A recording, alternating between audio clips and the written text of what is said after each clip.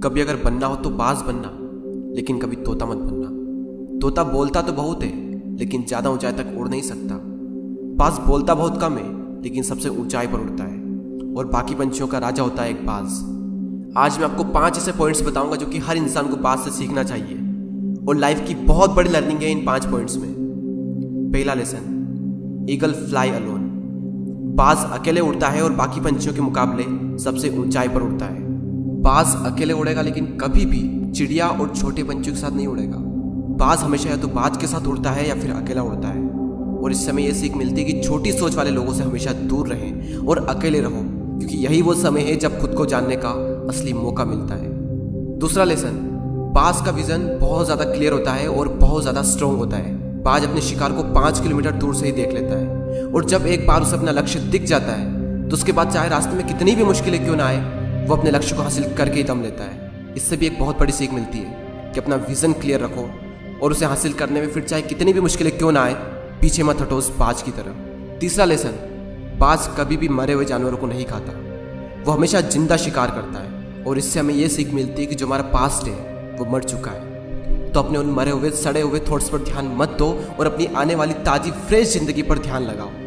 अपने पास्ट की पुरानी यादें जो तुम्हें तंग करती है उन्हें वहीं रहने दो जहां पर उसकी जगह है, और तुम्हारे पास्ट की जगह है तुम्हारे पास्ट में, उसे वर्तमान में जगह मत दो। क्योंकि एक बार अगर तुम्हारा पास्ट तुम्हारे प्रेजेंट में आ गया तो तुम्हारा पास्ट तुम्हें कभी प्रेजेंट में नहीं रहने देगा। पास्ट में तुम्हारे साथ कितना भी बुरा क्यों ना हुआ हो, वो सब यादें, वो सब थॉट्स मर चुके हैं, और उस बाज की तरह बनो जो कभी भी मरी हुई चीजों को नहीं खाता।